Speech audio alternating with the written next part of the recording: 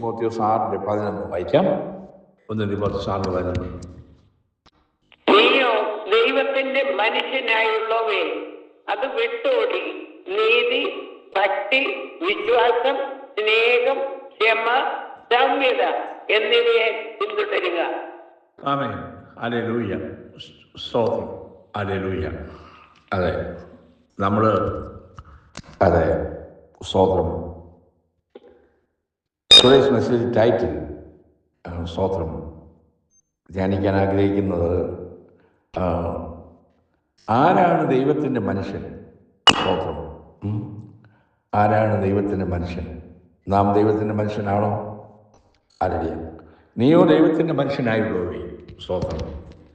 അപ്പം ചില പ്രമാണങ്ങൾ ദൈവത്തിൻ്റെ മനുഷ്യനെ സംബന്ധിച്ച് ചില പ്രമാണങ്ങൾ ദൈവം കൊടുത്തിട്ടുണ്ട്. ഒന്നുകൂടെ വായിക്കും സഹോദരി.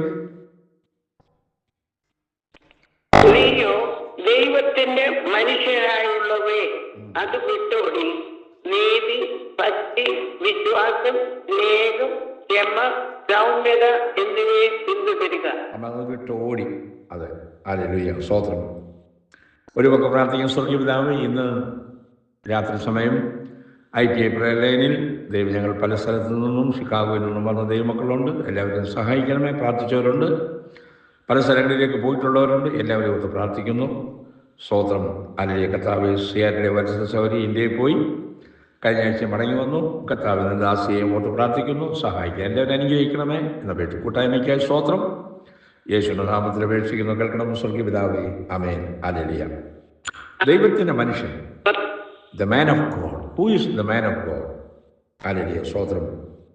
അതായത് ജീവിതം നൽകിയിരിക്കുന്നതായ കയ്പും മധുരവും നിറഞ്ഞ പാനപാത്രം അത് ചോദ്യം ചെയ്യാതെ വാങ്ങി അത് സ്തോത്രം ഹല്ലേലൂയ പാടിയിട്ടുള്ളതായ പഴയ നിയമ പുതിയ നിയമ ഭക്തന്മാരെ ദൈവത്തിൻ്റെ മനുഷ്യനെന്ന് നമ്മൾ തിരുവചനത്തിൽ നമ്മൾ കാണുന്നുണ്ട്. സ്തോത്രം. നമുക്കറിയാം ദാവീദിനെ ദൈവം ശമൂവേൽ പ്രവാചകൻ അഭിഷേകം ചെയ്തു. സ്തോത്രം. അത് ഉടനെ രാജാവായോ? ഇല്ലല്ലോ. ഇല്ല. 15 വർഷം കഴിഞ്ഞപ്പോഴാണ് താൻ രാജാവാകുന്നത്. അത് എപ്പോഴും ശൗൽ രാജാവിൻ്റെ മരണശേഷമാണ്. അപ്പം ഈ 15 വർഷവും ഒരു കാര്യമുണ്ട്. അഭിഷക്തൻ അതിന് ദാവീദിനെ കൊല്ലാൻ ശൗൽ പുറകെ നടക്കുക. സ്തോത്രം. അതെ. അപ്പം വളരെ നമ്മൾ കഴിഞ്ഞ ദിവസം 86 സങ്കീർത്തനം നമ്മൾ ധ്യാനിച്ച പോലെ സ്തോത്രം കണ്ണുനീർ താഴ്വരയിലെ കൂടി കടക്കണം. അതൊരു ദൈവവേദനയെ സംബന്ധിച്ച് life is not bed of roses. അതെ, ഇത് സ്തോത്രം. അഭിഷേകം കിട്ടിക്കഴിഞ്ഞാൽ ഉടനെ യേശുവിനെ രക്ഷകനെ സ്വീകരിച്ചു കഴിഞ്ഞാൽ ഉടനെ യു വിൽ ഗെറ്റ് റിച്ച്. അതല്ല ദൈവം നമ്മളെ പഠിപ്പിക്കുന്നത്. അല്ല, ഓരോ ഭക്തന്മാരുടെ ജീവിതത്തിലേക്ക് നമ്മൾ കടന്നു ചെല്ലുമ്പോൾ അവർ അനുഭവിച്ചതായ വ്യതയും ദുഃഖകരമായ സാഹചര്യങ്ങളും വളരെ വ്യത്യസ്തമാണ്. സ്തോത്രം. ഹല്ലേലൂയ ആണ്, നമുക്കറിയാം. സ്തോത്രം. അപ്പോൾ ദാവീദ് തന്നെ ഉദാഹരണം എടുത്തു കഴിഞ്ഞാൽ 15 വർഷം കഴിഞ്ഞപ്പോഴാണ് ശൗൽ രാജാവ് മരിച്ചു കഴിഞ്ഞാൽ ദാവീദ് രാജാവാകും. അതും എവിടെ പൂർണ്ണമായോ ചോദിച്ചു കഴിഞ്ഞാൽ 2 ശമൂവേൽ 5-ാം അധ്യായം 1-5 വായിച്ചു. സോറി, 2 ശമൂവേൽ 5-ാം അധ്യായം 1-5 വായിച്ചു. 2 ശമൂവേൽ ഉണ്ടോ? പോയോ? ഓക്കെ.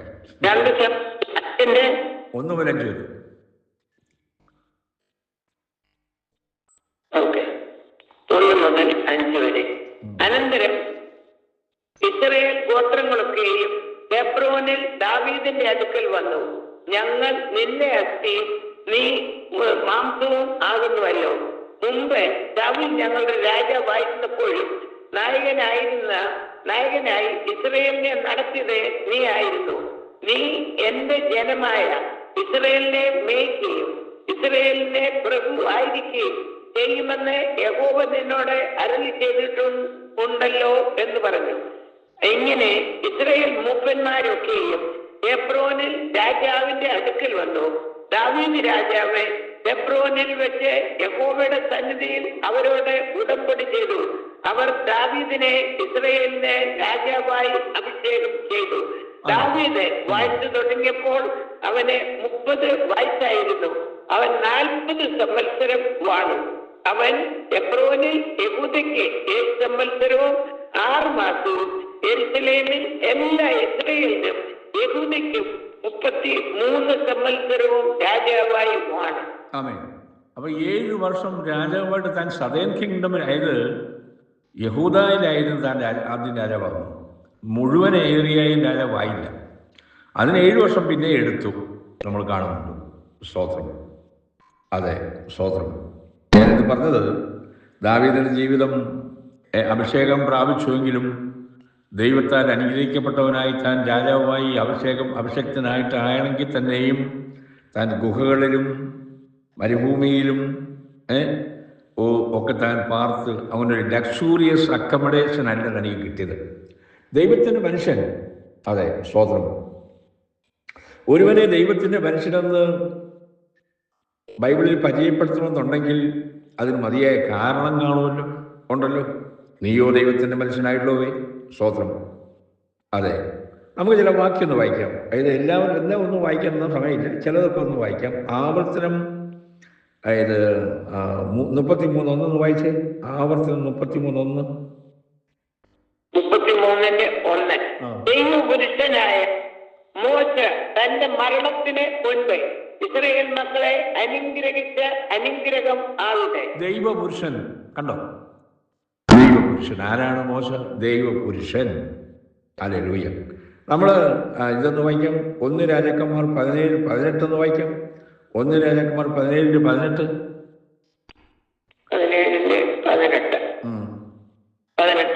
അപ്പോൾ അവൾ ഏലിയാവോടെ, അയ്യോ ദൈവപുരുഷനെ, എനിക്കും നിനക്കും തമ്മിൽ എന്റെ പാപം ഓർപ്പിക്കേണ്ടതിനെ എന്റെ മകനെ കൊല്ലേണ്ടതിനും ആകുന്നു നീ എന്റെ അടുക്കൽ വന്നത് എന്ന് പറഞ്ഞു. അപ്പോൾ അന്യജാതിക്കാരി സ്ത്രീ ഏലിയാവിനെ കണ്ടപ്പം പറഞ്ഞെന്തോ? നീ ദൈവപുരുഷനാണ്, നമ്മളെ കണ്ടാൽ ക്രിസ്തുകാരനാണെന്ന് പറയൂ. ദൈവപുരുഷനെന്നുള്ള വീട്, അല്ലെ ദൈവ സ്ത്രീ എന്നുള്ളത് വീട്, ഒരു ബന്ധിക്കോസാണോ എന്ന് പറയുന്നു. ഇത് ഈ സ്ത്രീ ആരാണ്? ഇസ്രായേൽ പൗരതയോട് ബന്ധമുണ്ടെന്ന് തോന്നുന്നില്ല. സ്തോത്രം. ഇനി ഇതൊന്ന് വായിക്ക്. 2 ദിനവൃത്താന്തം 8:14 എന്ന് വായിച്ചേ. 2 ദിനവൃത്താന്തം 8:14. 2 ദിനവൃത്താന്തം.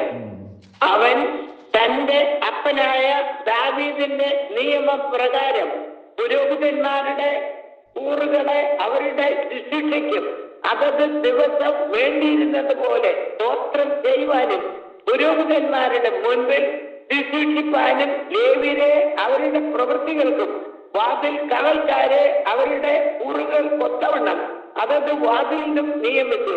ഇങ്ങനെയായിരുന്നു ദൈവപുരുഷനായ ദാവീദിന്റെ കൽപ്പന. ദാവീദ് ആരാണ്? ദൈവപുരുഷൻ. ദൈവപുരുഷനായ ദാവീദിന്റെ കൽപ്പനയാണ്. ഓ ഗ്ലോറി, ഹല്ലേലൂയ, ഹല്ലേലൂയ, സ്തോത്രം. ഇത് അതെ എങ്ങനെ നേടിയെടുത്തു? ഞാൻ ഇപ്പൊ പറഞ്ഞല്ലോ, അനേകം വർഷങ്ങളൊക്കെ കഴിഞ്ഞു. ദൈവമക്കൾ വിചാരിക്കണം, വാക്കാ താഴ്വരയിൽ കൂടി താൻ കടന്നുപോയി. സ്തോത്രം. ഓ, അങ്ങനെ കടന്നുപോയെങ്കിൽ മാത്രമേ സിയോനിൽ ചെന്നെത്തുള്ളൂ. 84-ാം സങ്കീർത്തനം കഴിഞ്ഞ ഞായറാഴ്ച നമ്മൾ സഭായോഗത്തിൽ ആരാധിച്ചതാണ്. സ്തോത്രം. ഹല്ലേലൂയ. ഇനി വേറൊരാളെ കുറിച്ച് പറഞ്ഞിരിക്കുന്നതോട് നോക്കാം. യിരെമ്യാവ് 35:4 വായിച്ചു. യിരെമ്യാവ് 35:4. യിരെമ്യാവ് 35:4. യഹോവയുടെ ആലയത്തിൽ പ്രഭുക്കന്മാരുടെ മുറിക്കകരെ ശല്ലൂമിന്റെ മകനായ വാതിൽ കാവൽക്കാരൻ മൈസയാവിന്റെ മുറിക്ക് മീതെ ഇഗ്ദല്യാവിന്റെ മകനും ദൈവപുരുഷനുമായ ഹനാന്റെ പുത്രന്മാരുടെ മുറിയിൽ കൊണ്ടുവന്നു. ഒരു ദൈവപുരുഷനാണ് ഹനാൻ. ഓ ഹല്ലേലൂയ, ഹല്ലേലൂയ, സ്തോത്രം. നമ്മളിപ്പോൾ വായിക്കണം തിമോത്തിയോസിനെ കുറിച്ച് പറഞ്ഞത്. നീയോ ദൈവപുരുഷനായുള്ള വായിക്കണമെന്നില്ല. ദൈവപുരുഷനായുള്ളവേ, നീ അത് വിട്ടോടി. ഓ ഗ്ലോറി, ഹല്ലേലൂയ. അപ്പം ഇങ്ങനെ തിരുവചനത്തിൽ ദൈവപുരുഷന്മാരെ കുറിച്ച് പഴയ നിയമത്തിലും പുതിയ നിയമത്തിലും നമ്മളിവിടെ കാണുകയാണ്. സ്തോത്രം. അത് നമ്മൾ വിവരമായി ധ്യാനിക്കുന്നതൊക്കെ നല്ലതായിരിക്കും. പക്ഷേ സ്തോത്രം. അപ്പം നമ്മൾ ഇങ്ങനെയുള്ള ഒരു സാധാരണ വിശ്വാസികൾ, പ്രവാചകന്മാർ, ഇവരെയൊക്കെ ഇങ്ങനെ വിശേഷിപ്പിച്ചിട്ടുണ്ട്. ഇപ്പം നമ്മൾ തിമോഥെയോസിൻ്റെ തന്നെയൊക്കെ നമ്മൾ കണ്ടു. സ്തോത്രം. പുതിയ നിയമത്തിൽ സ്തോത്രം. അപ്പം ദൈവജനത്തിൻ്റെ വിടുതലിന് വേണ്ടി, ഉദ്ധാരണത്തിന് വേണ്ടി ദൈവം എഴുന്നേൽപ്പിക്കുന്ന മനുഷ്യരെയാണ്. അതിൻ്റെ ന്യായാധിപന്മാരുടെ പുസ്തകത്തിലൊക്കെ ദൈവം ഓരോരുത്തരെ എഴുന്നേൽപ്പിക്കുന്നുണ്ട്. സ്തോത്രം. ഇസ്രായേലിലെ ന്യായാധിപന്മാരും ഒക്കെ നമുക്ക് കാണുന്നുണ്ട്. സ്തോത്രം. ഇതൊന്ന് വായിക്കും. സ്തോത്രം. 1 ശമൂവേൽ 9:16 വായിച്ചേ. 1 ശമൂവേൽ 9:16.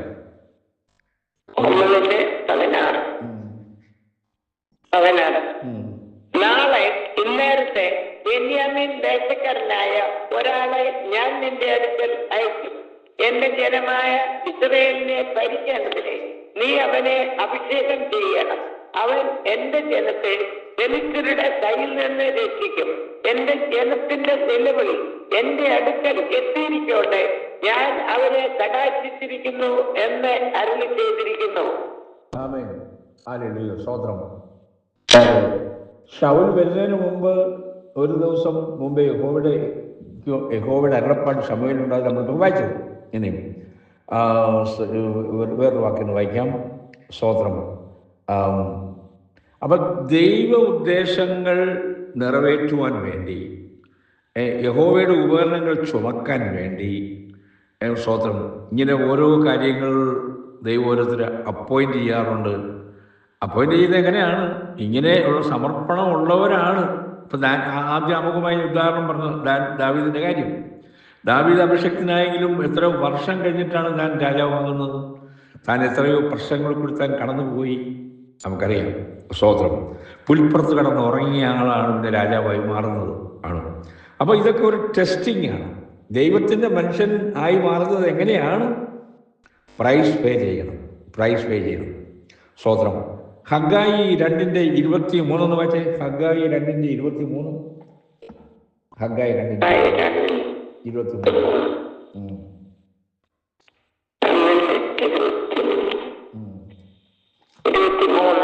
അന്നാളിൽ സൈന്യങ്ങളുടെ യഹോവയുടെ അരുളപ്പാട് എന്റെ ദാസനായി ശെയല്തീയേലിന്റെ മകനായ സെരുബ്ബാബേലെ ഞാൻ നിന്നെ എടുത്ത് മുദ്രമോതിരമാക്കും എന്ന് യഹോവയുടെ അരുളപ്പാട്. ഞാൻ നിന്നെ തിരഞ്ഞെടുത്തിരിക്കുന്നു എന്ന് സൈന്യങ്ങളുടെ യഹോവയുടെ അരുളപ്പാട്. ഞാൻ നിന്നെ തിരഞ്ഞെടുത്തിരിക്കുന്നു. ഓ ഹല്ലേലൂയ. സ്തോത്രം. യുദ്ധദാസനായ ശെയല്തീയേലിന്റെ മകനായ സെരുബ്ബാബേലെ, സ്തോത്രം. സെരുബ്ബാബേൽ യഹോവയാൽ തിരഞ്ഞെടുക്കപ്പെട്ടവനാണ്. ഹല്ലേലൂയ. സ്തോത്രം. ഇവിടെ ഈ ആളിൻ്റെ മകനാണ്, ശെയല്തീയേലിന്റെ മകനാണ് സെരുബ്ബാബേൽ, അല്ലേ? ഞാൻ നിന്നെ എടുത്ത് മുദ്രമോതിരമാക്കും എന്ന്. ഹല്ലേലൂയ. സ്തോത്രം. ഇത് വായിക്കുമ്പം ഒരു കാര്യം ഓർക്കുകയാണ്. നമ്മുടെ മക്കളും കൊച്ചുമക്കളും ഒക്കെ ഒരു മുദ്രമോതിരമായി മാറുമോ?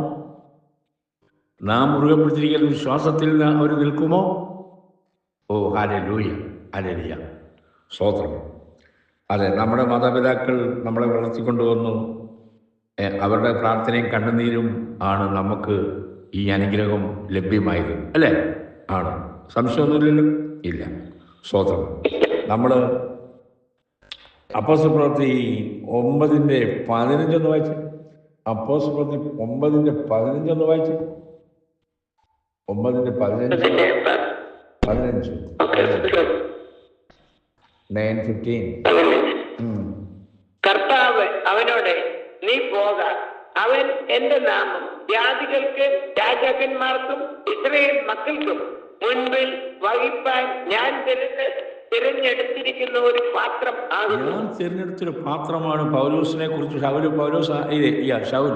പൗലോസിനെ കുറിച്ച് പറയുകയാണ്. ഞാൻ തിരഞ്ഞെടുത്തിരിക്കുന്ന ഒരു പാത്രം ആണ്. സ്തോത്രം. സ്തോത്രം.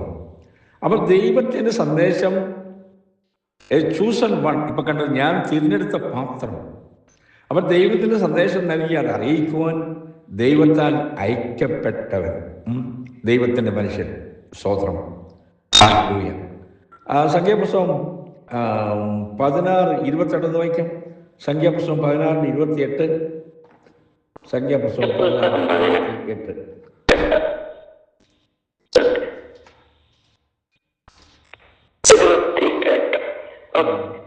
അപ്പോൾ മോശ പറഞ്ഞത്, ഈ സകല പ്രവൃത്തികളും ചെയ്യേണ്ടതിനെ യഹോവ എന്നെ അയച്ചു, ഞാൻ സ്വമേധയായി ഒന്നും ചെയ്തിട്ടില്ല എന്ന് നിങ്ങൾ ഇതിനാൽ അറിയും. അതെ. അപ്പം മോശ പറയാണ്,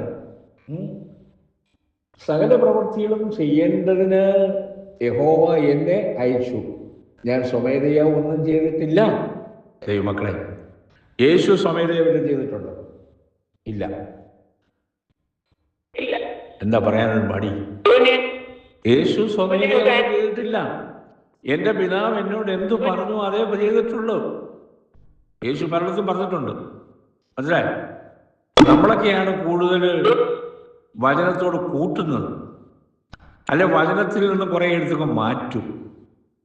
മനസ്സിലായോ? മോശയോട് എന്താ പറഞ്ഞത്? മോശ പറഞ്ഞത്, ഞാൻ സ്വമേധയാ ഒന്നും ചെയ്തിട്ടില്ല. Oh glory. നമ്മുടെ ആത്മീയത എന്ന് പറയുന്നത് നമ്മൾ അഭ്യാസം കാണിക്കരുത്. എലിശായെ പറ്റി പറഞ്ഞിട്ടുണ്ട്. ഒന്ന് വായിക്കും. 2 രാജാക്കന്മാർ 4:7 അവൾ ചെന്ന് ദൈവപുരുഷനോട് വസ്തുത അറിയിച്ചു. അതിന് മുമ്പേ പറഞ്ഞിട്ട് ഈ സ്ത്രീയിലെ പോകുന്ന മനുഷ്യൻ ദൈവപുരുഷനാണ്. എലീശ അല്ലേ? ഏത് പുസ്തകം? 2 രാജാക്കന്മാർ 4:4. 4:4 നമ്മൾ 4:7 വായിച്ചായിരുന്നു. 4:7 നമ്മൾ വായിച്ചായിരുന്നു. ഓക്കെ, സ്തോത്രം. യെസ്, അത് തന്നെ. Thank you. അപ്പോൾ അതെ, ശൂന്യങ്ക, അതേപോലെ ശൂന്യക്കാരി, ഒരു അന്യജാതിക്കാരി സ്ത്രീ ആണെന്ന് തോന്നുന്നു. ഞാൻ ആദ്യം പറഞ്ഞല്ലോ. അതെ, എലീശായോ കണ്ടപ്പോൾ ഒരു ദൈവപുരുഷനായിട്ട് തോന്നുകയാണ്. ആര് പറയുന്നു? ഇസ്രായേലോട്ട് യാതൊരു ബന്ധമില്ലാത്ത ശൂന്യക്കാരി പറയുകയാണ്. മനസ്സിലാക്കണം. അതേ ഞാൻ മുമ്പേ പറഞ്ഞത്. നമ്മളെ കണ്ടാൽ ഒരു ബെന്തിക്കോസുകാരിയാണെന്ന് പറയുമോ? ബെന്തിക്കോസാന്ന് പറയുമോ? സ്തോത്രം. അതാദ്യമേ ഞാൻ പറഞ്ഞത്. സ്തോത്രം. ഹല്ലേലൂയ.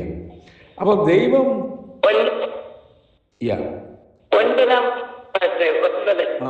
തന്റെ ഭർത്താവ് നമ്മുടെ വഴിയായി കൂടെ കടന്നു പോകുന്ന ഇയാൾ വിശുദ്ധനായ ഒരു ദൈവപുരുഷൻ എന്ന് ഞാൻ കാണുന്നു. Thank you. യെസ്, എന്ന് ഞാൻ കാണുന്നു. എത്ര മനോഹരമാണ് ദൈവമക്കളെ. ഗ്ലോറി. ഹല്ലേലൂയ. സ്തോത്രം. അപ്പം നമ്മൾ പല വചനങ്ങൾ ധ്യാനിക്കുന്നില്ലെന്നേ ഉള്ളൂ.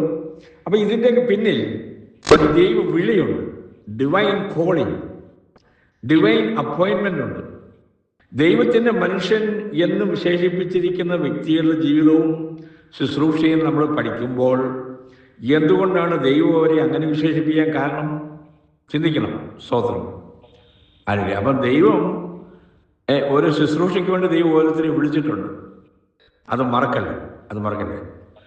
അവർ ദൈവവചനം പറയുമ്പോൾ അവരെ ആക്രമിക്കാൻ നിൽക്കരുത്. Praise Lord. അപ്പോൾ ദൈവമാണ് ഓരോരുത്തരെ വിളിച്ചേക്കുന്നത്. സ്തോത്രം. നമുക്കറിയാം, ജോസഫ് നമ്മൾ പഴയ നിയമത്തിൽ കാണുന്നുണ്ട്. ജോസഫിന്റെ പ്രവർത്തനങ്ങളിൽ കൂടി ദൈവത്തിന്റെ മനുഷ്യനാണെന്ന് നമുക്ക് പറയാൻ പറ്റും. ഇപ്പം ഞാനോടൊന്നും പോകുന്നില്ല. സ്തോത്രം. അപ്പോൾ ദൈവത്തിന്റെ മനുഷ്യൻ നമ്മൾ 1 തിമോത്തിയോസ് 6:11 വായിക്കും. ഇതൊന്ന് വായിക്കും. 2 തിമോത്തിയോസ് 2:22 വായിച്ചേ. 2 തിമോത്തിയോസ് 2:22.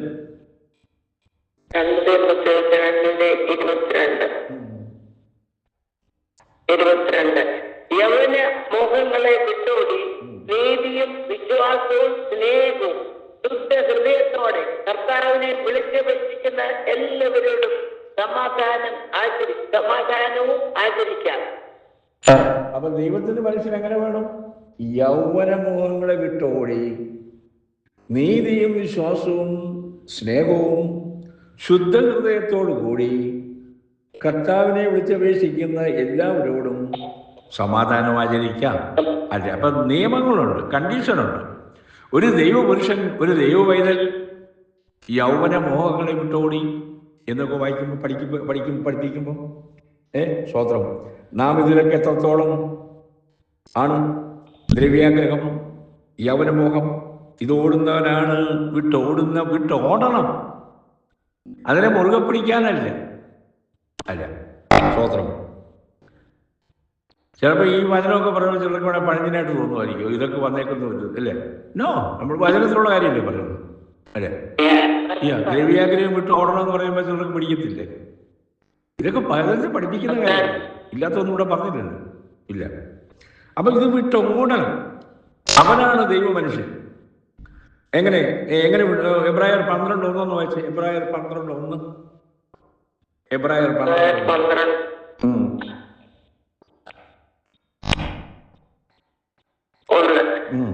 ആകയാൽ നാം സാക്ഷികളുടെ ഇത്ര വലിയ ഒരു സമൂഹം നമുക്ക് ചുറ്റും നിൽക്കുന്നത് കൊണ്ട് സകല ഭാരവും മുറുകെ പറ്റുന്ന പാപവും വിട്ട് നമുക്ക് മുൻപിൽ വെച്ചിരിക്കുന്ന ഓട്ടം സ്ഥിരതയോടെ ഓടുക.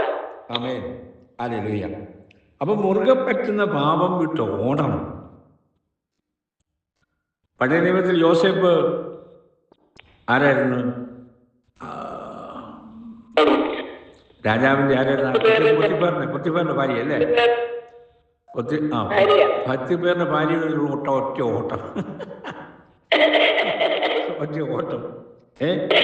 അല്ലേ? അപ്പം സ്തോത്രം. അപ്പൊ ഇങ്ങനെ ഇത്തരം അല്ലേ സ്തോത്രം. അപ്പൊ ഇങ്ങനെ ഉപേക്ഷിച്ച് ഓടുന്ന യോസേഫിനെ നമുക്ക് കാണാൻ പറ്റും. സ്തോത്രം. നമ്മളെ യോസേഫിനെ ഒരു ദൈവപുരുഷനായിട്ട് നമുക്ക് കാണാൻ സാധിക്കും. അപ്പൊ ദൈവത്തിന്റെ മനുഷ്യൻ ഇത് പിന്തുടരുന്നവൻ. നമ്മൾ ആറിന്റെ മുഖപരമായിട്ട് വായിച്ചു, നീയോ ദൈവത്തിന്റെ മനുഷ്യനായിട്ടുള്ളവേ. അത് വീണ്ടും വായിക്കണമെന്നില്ല. അത് വിട്ട് ഓടുമ്പം പിന്തുടരുന്നവൻ അനുഗമിക്കുന്നവനാണ് ദൈവത്തിന്റെ മനുഷ്യൻ, അല്ലെ? അതായത് സ്തോത്രം, നീതി, ഭക്തി, വിശ്വാസം, സ്നേഹം, ക്ഷമ, സൗമ്യത, അല്ലേ? ഈ കാര്യങ്ങളെ നമ്മൾ പിന്തുടരണം ആണ്. സ്തോത്രം. ഹല്ലേലൂയ. സ്തോത്രം. നമ്മൾ വേറെ കാര്യമുണ്ട്, പോരാടുന്നവനായിരിക്കണം. വിട്ടോടിയാൽ മാത്രം പോരാ. ഇത് തന്നെ ഈ 1 തിമോഥെയോസ് 6:11 വായിച്ചത്. 6:12 വായിച്ചേ. 6:12. വിശ്വാസത്തിന്റെ നല്ല പോർ പൊരുതുക, നിത്യജീവനെ പിടിച്ചുകൊള്ളുക. അതിനായി നീ വിളിക്കപ്പെട്ട് അനേകം സാക്ഷികളുടെ മുൻപാകെ നല്ല വികാരം കഴിച്ചുവല്ലോ. വിട്ട് ഓടിക്കഴിഞ്ഞാൽ വേറെ കാര്യമുണ്ട്, നീ നല്ല പോലെ പൊരുതണം. എഫേസ്യ ലേഖനത്തിൽ വായിക്കുന്നവരെ നാം ആയുധം എടുക്കണം. നമുക്ക് ഒഫൻസീവ് എപ്പോഴും വേണം, ഡിഫെൻസീവ് എപ്പോഴും വേണം, അല്ലേ? ആണ്. സ്വന്തം ഇപ്പം യുദ്ധം നടന്നുകൊണ്ടിരിക്കുകയാണല്ലോ. ആണ്. രണ്ടു കൂട്ടർക്കും ഈ 2 ടൈപ്പ് ആയുധങ്ങളുണ്ട്, ഒഫൻസീവ് വെപ്പൺ ആൻഡ് ഡിഫെൻസീവ് വെപ്പണുണ്ട്. അപ്പോൾ ഒരു വിശ്വാസിയെ സംബന്ധിച്ച് ഇപ്പം നമ്മൾ വായിച്ചു, 11-ാം വാക്യത്തിൽ വായിച്ചു, നീയോ ദൈവത്തിന്റെ മനുഷ്യനായുള്ളവേ, അത് വിട്ടോടണം. പിന്നെ പറയാണ് വിശ്വാസത്തിന് നല്ല പോർ പൊരുതണം. എന്തോ നല്ല പോർ പൊരുതുക എന്ന് പറഞ്ഞാൽ മറ്റുള്ളവരുടെ യുദ്ധം ചെയ്യണമെന്നുള്ളതാണ്. അല്ല, വിശ്വാസത്തിന്റെ മർമ്മം ഗ്രഹിച്ചുകൊണ്ട്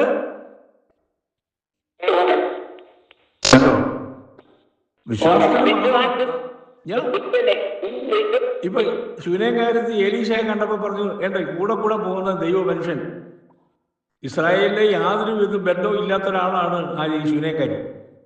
പക്ഷെ കാളെ കണ്ടു കഴിഞ്ഞാൽ ദൈവ മനുഷ്യനാണെന്ന് പറയുന്നു. കണ്ടോ? ഒരു അന്യജാതിക്കാരി സ്ത്രീ ആണെന്ന് തോന്നുന്നു ശൂനേകാരി. കണ്ടോ? അപ്പൊ നമ്മൾ വിശ്വാസത്തിന് വേണ്ടി നമ്മൾ ഇപ്പം വായിച്ചതുപോലെ വിശ്വാസത്തിന് നല്ല പോർ പൊരുതേണം. ഇതൊന്ന് വായിക്കും സൗകര്യം. പോരാടണം. 2 തിമോഥെയോസ് 4:6-8 വരെ. 2 തിമോഥെയോസ് 4:6-8 വരെ. 2 തിമോഥെയോസ് 4-6 വരെ. നീയോ സകലത്തിലും അല്ല യാഗമായി ധരിക്കപ്പെടുന്നു, എന്റെ നിര്യാണ കാലവും എടുത്തിരിക്കുന്നു. ഞാൻ നല്ല പോർ പൊരുതു, ഓട്ടം തികച്ചു, വിശ്വാസം കാത്തു. ഇനിയും നീതിയുടെ കിരീടം എനിക്കായി വെച്ചിരിക്കുന്നു. അത് നീതിയുള്ള ന്യായാധിപതിയായ കർത്താവ് ആ ദിവസത്തിൽ എനിക്ക് നൽകും. എനിക്കും മാത്രമല്ല, അവന്റെ പ്രത്യേകതയിൽ പ്രിയം വെച്ച ഏവർക്കും കൂടെ. ഞാൻ നല്ല പോർ പൊരുതി, ഓട്ടം തികച്ചു, വിശ്വാസം കാത്തു. ഓ ഗ്ലോറി, വിശ്വാസം കാത്തു. ആമേൻ, സ്തോത്രം. അപ്പം പാപത്തോട് നമ്മൾ എബ്രായലേഖനത്തിൽ വായിച്ചു, ദൈവത്തിൻ്റെ മനുഷ്യൻ പോരാളിയാണ്, പടയാളിയാണ്. മനുഷ്യരോടല്ല നമുക്ക് യുദ്ധം, അല്ല, പാപത്തോട് നമുക്ക് യുദ്ധമുണ്ട്, അല്ലേ? സ്തോത്രം. അതിൻ്റെ പ്രേരക ശക്തി ആരാണ്? സാത്താന്. അപ്പൊ അവന്റെ യുദ്ധം നമ്മൾ പാപത്തോട് എങ്ങനെ ചെയ്യണം? ഇതൊന്ന് വായിക്കും. എബ്രായർ 12:4 എന്ന് വായിച്ചു. എബ്രായർ 12:4.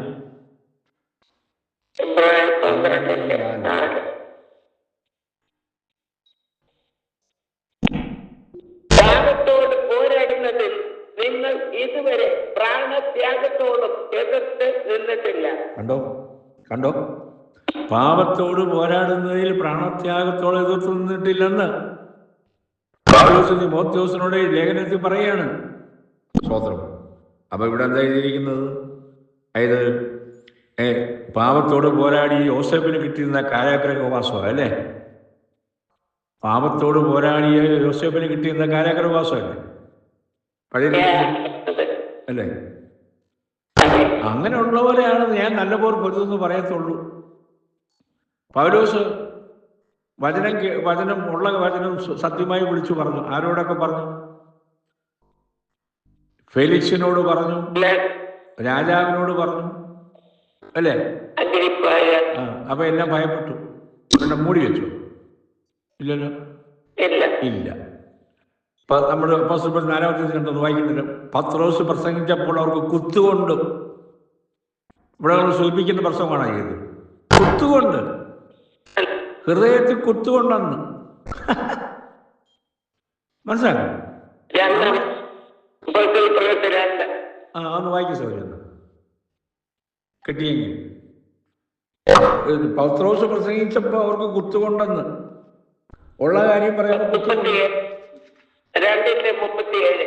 ഇത് കേട്ടിട്ട് അവർ ഹൃദയത്തിൽ കുത്തുകൊണ്ട് പത്രോസിനോടും ശേഷം അപ്പോസ്തലന്മാരോടും സഹോദരന്മാരായ പുരുഷന്മാരെ ഞങ്ങൾ എന്ത് ചെയ്യുന്നു എന്ന് ചോദിച്ചു. ആമേൻ. ഇവിടെ സുഖിപ്പിക്കുന്ന പ്രസംഗമാണ്. പൗലോസ് പറഞ്ഞല്ലോ, പ്രസംഗത്തിൽ ശാസനയുണ്ട്, ഗുണീകരണമുണ്ട്, ഇതൊക്കെയുണ്ട്. വളരെ അരയേക്കാന്നുള്ള പ്രസംഗമല്ലേ എപ്പോഴും. ശാസനയും ഗുണീകരണവും ഉണ്ട്. നമ്മളിപ്പം ബ്ലഡ് ടെസ്റ്റ് എടുക്കുമല്ലോ, പിന്നെ ഡയബറ്റിക്കിന്റെ നോക്കാൻ കയ്യിലൊക്കെ കുത്തണമല്ലോ. ഇത് ഹൃദയത്തിൽ കുത്തുകൊണ്ടെന്ന് നമ്മൾ വായിച്ചാൽ അങ്ങനല്ലേ? സ്തോത്രം. അതെ, ആരും ഫെലിക്സിന് ഹൃദയത്തിൽ കുത്തുകൊണ്ടായപ്പോഴത്തേക്ക് പറഞ്ഞു, ഇതിനെയും പിന്നെ വിളിപ്പിക്കാന്ന് പറഞ്ഞു. ഓക്കെ, സ്തോത്രം. ഇനി ഫെലിക്സിന്റെ ഭാര്യ ആരായിരുന്നു? വേറൊരാളുടെ ഭാര്യ. അത് മുഖത്ത് നോക്കി പൗലോസ് പറഞ്ഞു. വായിക്കാൻ സമയമില്ല, അറിയാമല്ലോ. അത് കണ്ടോണ്ട് പൗലോസ് മൂടി വെച്ചോ. നമ്മളൊക്കെ ഭയപ്പെടുന്നത്, ഇന്ന ആളിരിക്കുന്ന എങ്ങനെ ഇത് പറയുന്നു. പൗലോസ് മൂടി വെച്ചോ ദൈവമക്കളെ. അത് ആരുടെ മുമ്പിൽ? രാജാവ് ചെയ്ത തെറ്റിനെ ഇന്ദ്രിയ എന്ന് പറഞ്ഞപ്പം ഫെലിക്സ് പേടിച്ചു. പിന്നെ വിളിപ്പിക്കാന്ന് പറഞ്ഞു. ഓർക്കുന്നുണ്ടല്ലോ? ആ ഫെലിക്സിന്റെ സ്വന്തം ഭാര്യയല്ല, അത് വേറൊരാളുടെ ഭാര്യ അത് ഇരിക്കുന്നത്. മനസ്സിലാക്കണം. അപ്പൊ ഇതൊന്നും നോക്കാൻ ഇപ്പൊ സമയമൊന്നുമില്ല. ദൈവമക്കളെ, ഇതൊക്കെയാണ് യഥാർത്ഥ വചന ശുശ്രൂഷ എന്ന് പറഞ്ഞാൽ. ഇതൊക്കെയാണ് യഥാർത്ഥ വചന ശുശ്രൂഷ. ഇതാണെന്നേ. നിങ്ങൾക്ക് വീടില്ല, നിങ്ങളെ തലയാക്കാം, നിങ്ങൾക്ക് ബംഗ്ലാവ് കിട്ടാൻ പോകുന്നു. ഇതൊന്നും അല്ല പ്രസംഗം. നീയോ ദൈവത്തിന്റെ മനുഷ്യനായുള്ളവേ? ദൈവത്തിന്റെ മനുഷ്യനാകാൻ ആഗ്രഹിക്കുന്നുണ്ടോ? ഹല്ലേലൂയ, സ്തോത്രം. സ്തോത്രം. അപ്പൊ ദൈവത്തിന്റെ മനുഷ്യൻ എങ്ങനെയാണ്? അതായത് സകല സൽപ്രവൃത്തിക്കും അലങ്കൃതനായിരിക്കണം ദൈവത്തിന്റെ മനുഷ്യൻ. A man of furnishing. അതൊന്ന് വായിക്കും. 2 തിമോത്തിയോസ് 3:17 എന്ന് വായിച്ചു. 2 തിമോത്തിയോസ് 3:17.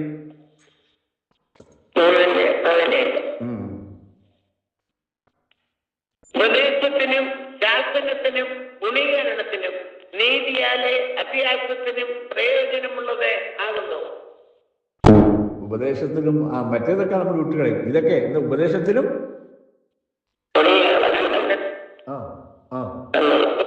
ഉപദേശമുണ്ട്, ഗുണീകരണമുണ്ട്. ഇപ്പൊ നമ്മൾ മക്കളെ വളർത്തുമ്പം അവർക്ക് നല്ല വൈറ്റമിൻ ഫുഡും അല്ലേ കൊടുക്കുന്നത്. ഗുണീകരണം ഉണ്ടല്ലോ. ഇതൊക്കെ നമ്മുടെ വചന ശുശ്രൂഷയിലും ശാസനയും ഗുണീകരണവും ഉണ്ട്. സ്തോത്രം. ഇംഗ്ലീഷ് എങ്ങനെയാ സൗകര്യം എഴുതിയിരിക്കുന്നത്? അത് ദ മാൻ ഓഫ് ഗോഡ്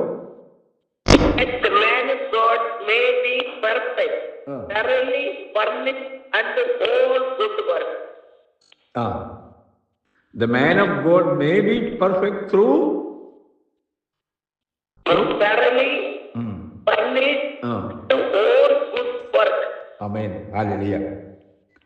നമുക്ക് ഇതുകൊണ്ട് നമ്മൾ അലങ്കൃതമായിരിക്കണം.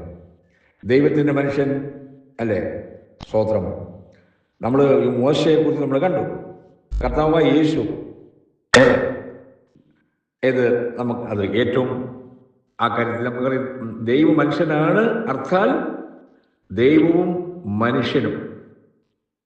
അതായത് കർത്താവായ യേശു ദൈവവും മനുഷ്യനും കൂടിയാണ്. അത് ക്രിസ്തുവിന് മാത്രം ഉള്ളതാണ്. സ്തോത്രം. അപ്പം അത് സമ്പൂർണമായ ദൈവത്വവും സമ്പൂർണ്ണ മനുഷ്യത്വവും ഒരേ ആളത്വത്തിൽ വസിക്കുന്ന ഒരേ ഒരു വ്യക്തി എന്ന് പറഞ്ഞാൽ കർത്താവായ യേശു. നമുക്കറിയാം. എന്നാൽ ഒരു മനുഷ്യന് ദൈവമാകാൻ പറ്റത്തില്ല.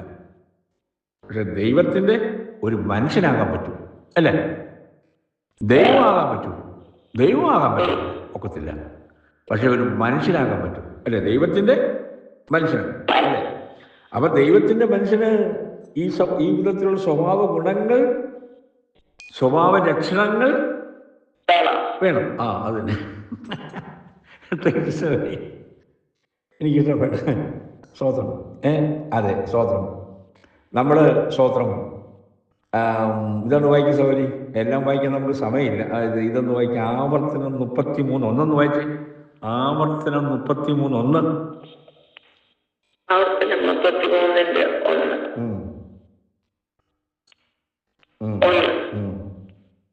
ദൈവപുരുഷനായ മോശ തന്റെ മരണത്തിന് മുമ്പേ ഇസ്രായേൽ മക്കളെ അനുഗ്രഹിച്ച അനുഗ്രഹം ആവിത്. ദൈവപുരുഷനായ മോശ. ഗ്ലോറി. ഹല്ലേലൂയ. അപ്പം ഈ മോശ എങ്ങനെയുള്ള മനുഷ്യനാ? ഒരു സംഖ്യാപുസ്തകം 12:3 വായിച്ചേ. സംഖ്യാപുസ്തകം 12:3. 12:3.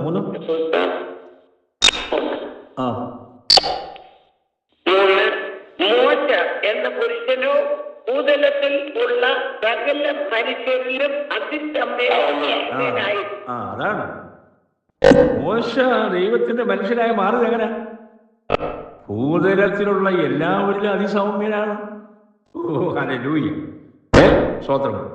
അപ്പൊ ദൈവത്തിന്റെ മനുഷ്യൻ സൗമ്യത പിന്തുടരുന്നവനാണ്. തിമോഥെയോസ് ലേഖനങ്ങൾ വായിക്കുന്നുണ്ട്. അതായത് ഒരു വിശ്വാസിയെ ദൈവത്തിന്റെ മനുഷ്യനാക്കുന്ന അതിപ്രധാനമായ ഘടകം എന്താണ്? സൗമ്യത അല്ലേ? ദൈവത്തിന്റെ മനുഷ്യൻ അല്ലേ? അങ്ങനെയാണല്ലോ. ആണ്. സ്തോത്രം. Yes, thank you. ഈ സംഖ്യാപുസ്തകം തന്നെ 12:8 എന്ന് വായിച്ച സൗകര്യം. 12:8. അവനോട് ഞാൻ അരുളി ചെയ്തത് മറുപൊരുളായിട്ടല്ല, അഭിമുഖമായിട്ടും വ്യക്തമായിട്ടും അത്രേ. അവൻ യഹോവയുടെ രൂപം കാണുകയും ചെയ്യും. അങ്ങനെയിരിക്കെ നിങ്ങൾ എന്റെ ദാസനായ മോശയ്ക്ക് വിരോധമായി സംസാരിക്കാൻ ശങ്കിക്കാഞ്ഞത് എന്ത്? ഇംഗ്ലീഷ് ഒന്ന് വായിച്ചേ. ഇംഗ്ലീഷ് അത് തന്നെ. ഇംഗ്ലീഷ് ഒന്ന് വായിച്ചേ. Will I speak mouth to mouth, even apparently and not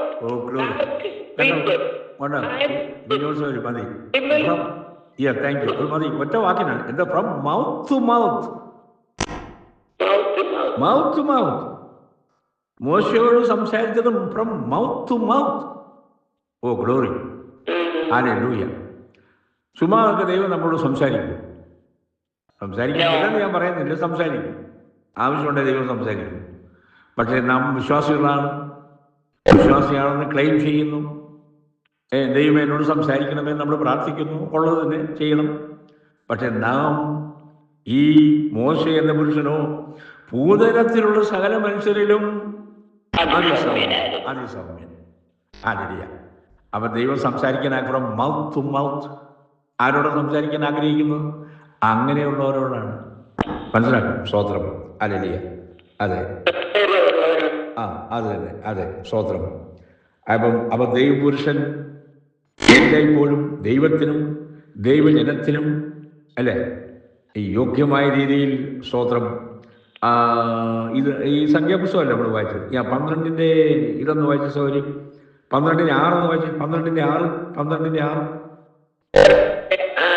പിന്നെ അവൻ അരുളി ചെയ്തത്, എന്റെ വചനങ്ങളെ കേൾപ്പി, നിങ്ങളുടെ ഇടയിൽ ഒരു പ്രവാചകൻ ഉണ്ടെങ്കിൽ യഹോവയായ ഞാൻ അവന് ദർശനത്തിൽ എന്നെ വെളിപ്പെടുത്തുകയും സ്വപ്നത്തിൽ അവനോട് അരുളി ചെയ്യുകയും ചെയ്യും. ആമേൻ. മോശയെക്കുറിച്ച് പറയുകയാണ്, നിങ്ങളുടെ ഒരു പ്രവാചകൻ ഉണ്ടെങ്കിൽ യഹോവയെ ഞാൻ അവന് ദർശനത്തിൽ എന്നെ വെളിപ്പെടുത്തുകയും. ദർശനത്തിൽ എന്നെ വെളിപ്പെടുത്തി.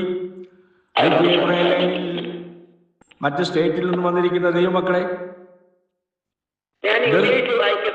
വായിക്കും. And he said, hear now my word.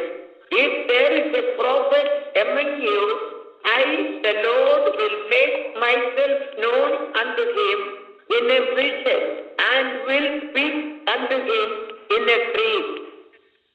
ദർശനത്തിൽ ഇടപെട്ടിട്ടുണ്ടോ ദൈവമക്കളെ? വിശ്വാസികളെ, IPA വിശ്വാസികളെ, മറ്റ് സ്റ്റേറ്റിൽ നിന്നും New Jersey, New York, Philadelphia, Florida, Oklahoma, Seattle ചോദിക്കുകയാണ് നിങ്ങളോട് ദൈവം. ഷിക്കാഗോ, അതെ, IPA ചോദിക്കുകയാണ്, ദർശനത്തിൽ നിങ്ങൾക്ക് ദൈവം ഇടപെട്ടിട്ടുണ്ടോ? നിങ്ങളോട് ദർശനം ഉണ്ടായിട്ടുണ്ടോ? പറയണ്ട. കർത്താവ് പറഞ്ഞ അങ്ങനെയാണല്ലോ, യഹോവയെ ഞാൻ അവനെ ദർശനത്തിൽ എന്നെ വെളിപ്പെടുത്തുകയും സ്വപ്നത്തിൽ അവനോട് അരുളി ചെയ്യുകയും ചെയ്തു. ഓ ഹല്ലേലൂയ. പൗലോസിനോട് ദൈവം ഇടപെട്ടിട്ടുണ്ട് സ്വപ്നത്തിൽ, അല്ലേ? ഉണ്ട്. പത്രോസിനോട് ഇടപെട്ടിട്ടുണ്ട്. പുതിയ നിയമത്തിൽ നമ്മൾ കാണുന്നുണ്ട്. യോഹന്നാൻ അപ്പോസ്തലനോട് ഇടപെട്ടിട്ടുണ്ട്. തിമോഥെയോസിനോട് ഇടപെട്ടിട്ടുണ്ട്. തീത്തോസിനോട് ഇടപെട്ടിട്ടുണ്ട്. യേശുവിന്റെ സഹോദരനായി യാക്കോബിനോട് ഇടപെട്ടിട്ടുണ്ട്. യേശുവിന്റെ സഹോദരനായി യൂദായോട് ഇടപെട്ടിട്ടുണ്ട്. ഉണ്ടല്ലോ. അറിയ ദൈവമക്കളെ, നാം ദൈവവൈദ്യരാണെന്ന് പറയുന്നത് നല്ല കാര്യം, പറയാനുള്ള ധൈര്യം ഉണ്ടല്ലോ. പക്ഷേ ഇതും കൂടെ ഒന്ന് ആഡ് ചെയ്യേണ്ടതാണ്. നമ്മൾ ഒരു കോളേജിലൊക്കെ ഡിഗ്രി എടുത്തു കഴിയുമ്പം MA, BA, BSc, അത് കഴിയുമ്പോൾ പിന്നെ MSc, പിന്നെ PhD, ഇങ്ങനെ പോവുകയാണ്. അപ്പം നമ്മൾ ദൈവവൈദ്യൻ എന്നുള്ളതിൽ ഞാൻ നിർത്താൻ പോവുകയാണ്. ഇതും കൂടെ ഒന്ന് ആഡ് ചെയ്യണം. എന്താ ഒരു സോറി, ഇത്രയും കേട്ടതിൽ നിന്ന് എന്താ പറയുക? അതുകൂടെ ആ ഡിഗ്രി കൂടെ ഒന്ന് ആഡ് ചെയ്യാം. നമ്മൾ ദൈവമാണ് പൈതലെന്നുള്ളതിൻ്റെ കൂടെ ഇതും കൂടെ ഒന്ന്, ഈ ഡിഗ്രിയും കൂടെ ഒന്ന് ആഡ് ചെയ്യാൻ നമുക്ക് നോക്കാം. ഏതാ? ട്രേസി സൗകര്യം കറക്റ്റായിട്ട് ഉത്തരം പെട്ടെന്ന് പറയുന്നത് ദൈവപുരുഷൻ. കേട്ടോ? ആ ഡിഗ്രിയുടെ ഒന്ന് ഓർഡർ നമുക്കൊന്ന് ആഡ് ചെയ്യാം. സാധാരണ BA കൊണ്ട് പോരാ. MA, PhD, പിന്നെ സോൻസോ, അതുകൂടെ നമുക്ക് നേടിയെടുക്കാം. ഞാൻ നിർത്തട്ടെ. പറഞ്ഞു കഴിഞ്ഞാൽ എന്ത് ദൈവം ഇങ്ങനെ പറഞ്ഞ സമയം പോകുന്നത് നഷ്ടമല്ല. അതല്ല ഞാൻ പറഞ്ഞു, നിങ്ങൾ സമയം എടുക്കുന്നത് ശരിയല്ലല്ലോ. അതുകൊണ്ട് ഞാനിവിടെ നിർത്തുകയാണ്. നമുക്ക് നമ്മുടെ യോഗ്യതയിൽ, നമ്മുടെ ദൈവമക്കൾ എന്നുള്ള യോഗ്യതയിലൂടി നീയോ ദൈവപുരുഷനായുള്ളവേ, അത് നമുക്ക് നേടിയെടുക്കാൻ ദൈവമക്കളെ നമുക്ക് ഏൽപ്പിച്ചു കൊടുക്കാം. നമുക്കത് ആഗ്രഹിക്കാം. സ്തോത്രം. അതെ, ദൈവപുരുഷൻ കാര്യമുണ്ട്, ധൈര്യശാലിയായിരിക്കും കേട്ടോ. മനസ്സിലാക്കാം. സ്തോത്രം. ഹല്ലേലൂയ. സ്തോത്രം. നമ്മൾ ഇതൊന്ന് വായിച്ചേ. 1 രാജാക്കന്മാർ 22-ാം അധ്യായം ഒന്ന് വായിച്ചേ. 1 രാജാക്കന്മാർ 22-ാം അധ്യായം. 1 രാജാക്കന്മാർ 22-ാം അധ്യായം. 22-ന്റെ 24 വാക്യം. 22-24. 22-24. അപ്പോൾ കെനയയുടെ മകൻ സിദെക്കീയാവ് അടുത്തിയെന്ന് മിഖായേലിന്റെ ചെകിട്ടത്തെ അടിച്ചു, നിന്നോട് അരുളി ചെയ്യുവാൻ യഹോവയുടെ ആത്മാവെ എന്നെ വിട്ട് ഏത് വഴിയായി കടന്നു വന്നു എന്ന് ചോദിച്ചു. ആമേൻ. അപ്പൊ ദൈവത്തിന്റെ മനുഷ്യൻ ഇവിടെ മീഖായ ഒരു പ്രവാചകനാണ്. ഇവിടെ നമുക്കറിയാം, ആഹാബ് രാജാവും ഇസ്രായേൽ സദേൺ കിങ്ഡമിലെ യഹോശാഫാത്തും ഉണ്ട്. ഈ ആഹാബ് രാജാവിനെതിരായിട്ടാണ് ഈ മീഖായാവ് പ്രവചിക്കുന്നത്. 18-ാം വാക്യം വായിച്ച സഹോദരൻ, 18-ാം വാക്യം വായിച്ചു. അപ്പോൾ ഇസ്രായേൽ രാജാവ് യഹോശാഫാത്തിനോട്, ഇവൻ എന്നെ കുറിച്ച് ദോഷമല്ലാതെ ഗുണം പ്രവചിക്കുകയില്ല എന്ന് ഞാൻ നിന്നോട് പറഞ്ഞില്ലയോ? അപ്പൊ ആഹാബ് പറയാം, ഈ പ്രവാചകൻ ശരി, അതായത് ആഹാബിന് അനുകൂലമായിട്ട് പ്രവചിക്കുന്നില്ല, അതാണ് കുഴപ്പം. അപ്പൊ ആഹാബ് രാജാവ് എന്താ ചെയ്തു? ഈ പ്രവാചകനെ ചെകിട്ട് തടിക്കുന്നു. ഇവിടെ ഒരു കാര്യം നമ്മൾ ചിന്തിക്കാനുണ്ട്. ഓക്കെ, ഇപ്പൊ നമ്മൾ 26-ാം വാക്യം വായിച്ചു. ഓക്കെ, സ്വതന്ത്രം. പക്ഷെ ഈ 26-ാം വാക്യം 26-ാം വാക്യം വായിച്ചു.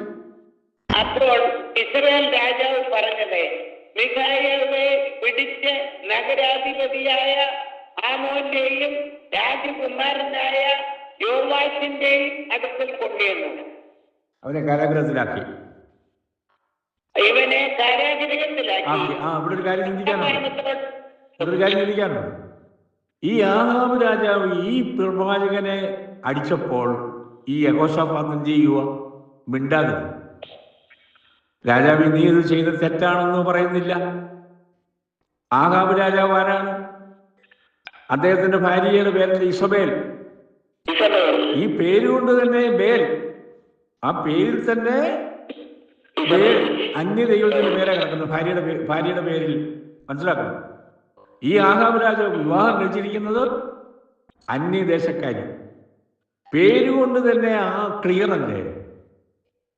ഇന്ന് ഹിന്ദുക്കളുടെ പേരുകൾ ദേവി, കൊടുങ്ങല്ലൂരമ്മ, ദേവി എന്നൊക്കെ കേട്ടിട്ടുണ്ടല്ലോ. ആ പേരുകൊണ്ട് തന്നെ അറിയാവുള്ളൂ ഇത് അന്യദൈവമാണ്. അപ്പൊ അങ്ങോട്ട് ഞാൻ അതിലോട്ട് പോകുന്നില്ല. ആഹാബ് രാജാവ് കല്യാണം കഴിച്ചിരിക്കുന്നു ഇസബേലിനെ വിവാഹം കഴിച്ചിരിക്കുന്നു. ബേൽ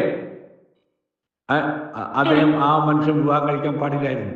ആ സ്ത്രീയുടെ സ്വാധീനമാണ് ഈ ആഹാബ് രാജാവ് ഈ പ്രവാചകനെ അടിക്കാൻ പ്രേരക ശക്തിയായി മാറുന്നു. പക്ഷേ യഹോശാഫാത്ത് ഒരു യഹൂദ രാജാവാണ്, അടുത്തിരിപ്പുണ്ട്. പക്ഷെ ഈ മനുഷ്യനൊന്നും പറയുന്നില്ല. അപ്പൊ ഇവിടെ താൻ കുറ്റക്കാരനായി മാറുകയാണ്. അല്ലെ, ദൈവവചന വിരുദ്ധമായി സംസാരിക്കുമ്പോൾ ആരെങ്കിലും സംസാരിച്ചു കഴിഞ്ഞാൽ അതാ പറഞ്ഞ് നമ്മളതിനെ കൈയടിക്കുകയും മൗനമായി ഇരുന്ന് കഴിഞ്ഞാൽ നമ്മൾ കുറ്റക്കാരായി മാറും. മനസ്സിലാക്കണം.